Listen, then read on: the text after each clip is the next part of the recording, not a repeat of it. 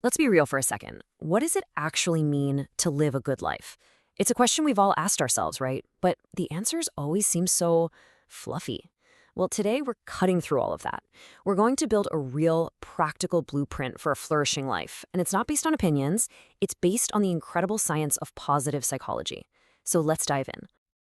We're often told the good life is about chasing money or fame or just feeling happy 24/7. And for the longest time, psychology itself was kind of focused on the negative, on what's wrong with us. But what if that whole time we were looking at the problem completely backward? There's been this amazing shift in the field that has just totally flipped the script.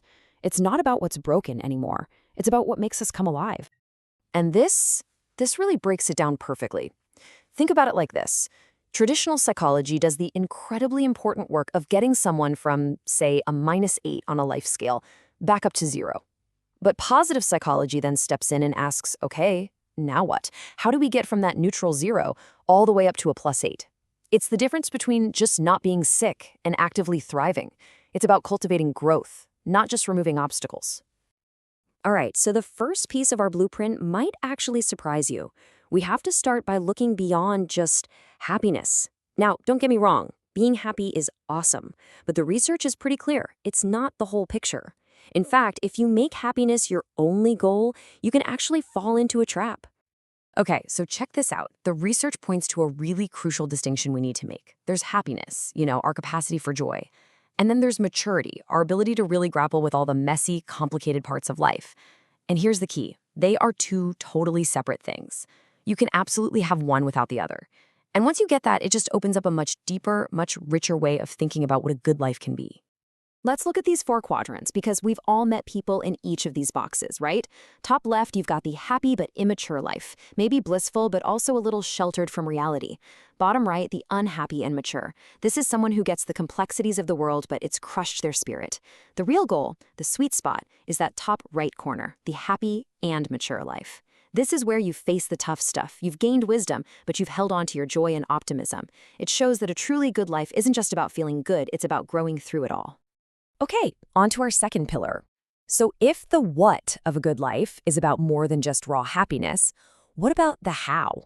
Well, it turns out the how is all about understanding your personal why. The key idea here is a concept called self-concordance. I know, it sounds a little academic, but stick with me because this is a powerhouse of an idea. It's basically a fancy way of asking, are your goals really your goals? Or are you chasing them because you feel like you should, because of social pressure, or because you're trying to impress someone? That little difference, well, it changes everything. This finding from the research is a complete and total game changer. Just let that sink in for a second. It's not what you're pursuing, whether it's making $1 million or volunteering at a shelter, that makes you feel good about your life. It's why you're pursuing it. The motivation behind the goal is more important than the goal itself. That's huge. Let's make this real with a couple of examples from the study. Someone chasing financial success because they genuinely value security for their family, they actually reported higher well-being. But get this, someone involved in the community, a seemingly noble goal, but doing it just for external approval, they reported lower well-being. It's a total paradox, right? The secret sauce is what they call value congruency, basically making sure your actions and your values are singing the same song. All right, pillar number 3. And this one might hit a little close to home for a lot of us. It challenges one of the biggest beliefs of modern life, that more choice is always a good thing. We are drowning in options for everything. But what if all of that so-called freedom is actually making us less happy? So I'll just ask you straight up, is more choice always better? Our immediate instinct is to shout, yes, of course it is. But let's just take a look at the insane scale of choices we face every single day, and you might start to see the cracks in that idea. 30,000. That's roughly how many different items are in your average supermarket. 30,000 potential decisions just to do your weekly shopping. That's not freedom, my friends. That is straight up cognitive overload. And that overload springs a very specific, very sneaky psychological trap. So here's what happens in our brains. When we're staring at, say, 40 different kinds of pasta sauce, we become painfully aware of the 39 sauces we're not choosing. Every single one of those rejected options becomes what's called an opportunity cost. It's like the ghost of the choice you didn't make. And the more choices there are, the more of these little ghosts pile up, haunting whatever you finally decide to buy. And this quote just nails the paradox.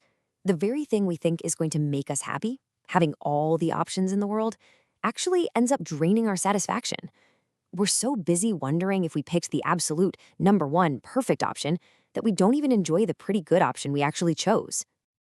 Okay, so we've got our 3 pillars: looking beyond simple happiness, understanding our why, and escaping the paradox of choice. Now for the final section, let's pull it all together.